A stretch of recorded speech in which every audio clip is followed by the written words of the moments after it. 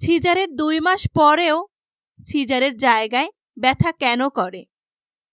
বেশ কিছুদিন যাবৎ আমরা একটা কমন প্রশ্ন পাচ্ছি। তা হলো, আমার সিজার হয়েছে প্রায় ২ মাস, কিন্তু তারপরও সিজারের জায়গায় এখনো মাঝে মাঝে ব্যথা করে। তো কেন এমনটা হয়, এই বিষয় নিয়ে থাকছে আমাদের আজকের ভিডিও। সিজারের পর কাটা জায়গায় ব্যথা হতে পারে, এটা স্বাভাবিক। নরমালি আমাদের শরীরের অন্যান্য জায়গা কেটে যাওয়ার পরে তাৎক্ষণিকভাবে কিন্তু ব্যথা সেরে যায় না।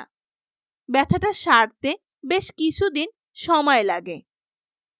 ঠিক তেমনি সিজার অপারেশন এর ক্ষেত্রেও ৩ মাস পর্যন্ত ব্যথা থাকতে পারে।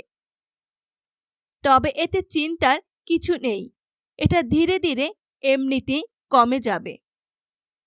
সিজারের জায়গায় এমন ব্যথা হওয়ার কারণ কি?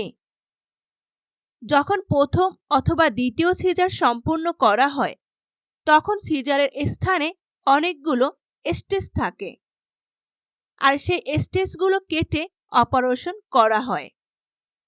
সেগুলো স্বাভাবিক অবস্থায় ফিরে আসতে মিনিমাম ৩ মাসের মতো সময় লাগে।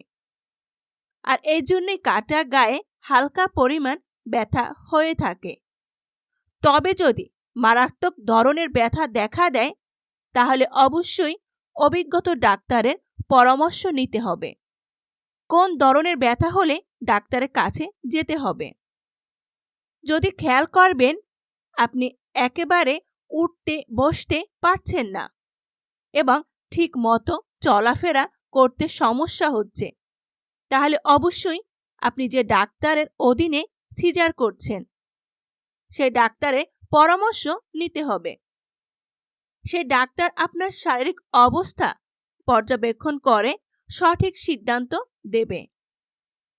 কোনোভাবেই সিজার জনিত কোনো সমস্যার জন্য আপনার আশেপাশে কোনো হাতুড়ে ডাক্তারের পরামর্শ নেবেন না।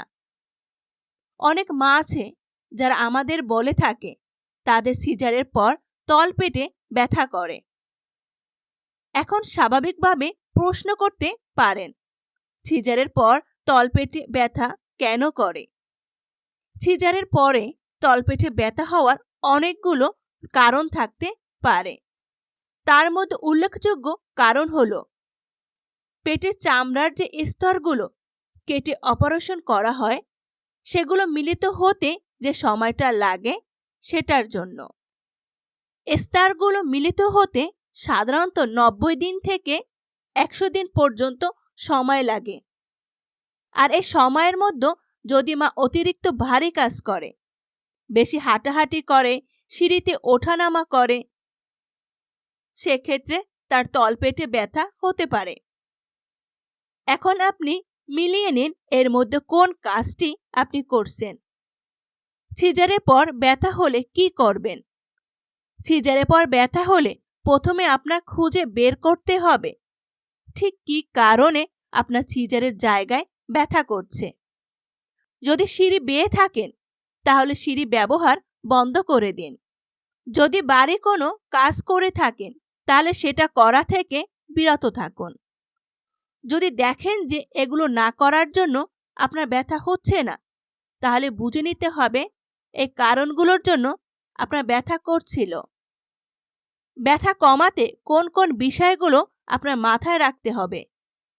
প্রথমত, আপনার সিজার করার পর থেকে প্রচুর পরিমাণে আঁশযুক্ত খাবার খেতে হবে।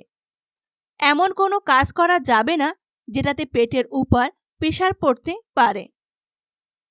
সিজারের পর ৩ মাসে চেষ্টা করবে সিঁড়ি ব্যবহার করবেন না। অনেকেই সিজারের ৪৫ দিন পর থেকেই সহবাস করা শুরু করে। সেক্ষেত্রে খেয়াল রাখতে হবে যেন আপনার পেটের উপর চাপ না পড়ে। সিজারের জায়গায় ব্যথা মানেই কি ইনফেকশন? যদি দেখেন ব্যথার সাথে সাথে সেখানে ফুলে যাচ্ছে অথবা সেখান থেকে কোনো ধরনের ফোসকা পড়ে যাচ্ছে, তাহলে ধরে নিতে হবে এখানে আপনার ইনফেকশন জনিত সমস্যা হয়েছে এবং তাৎক্ষণিকভাবে ডাক্তারের পরামর্শ নিতে হবে। তা না হলে আপনি সমস্যার মধ্যে পড়তে পারেন।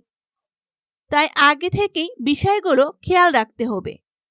প্রিয় দর্শক, সিজারের পর সিজারের জায়গায় ব্যথা কেন করে, আশা করি সে সম্পর্কে অনেকটাই ক্লিয়ার কাট একটা ধারণা পেয়ে গেছেন। ভালো থাকুন, সুস্থ থাকুন।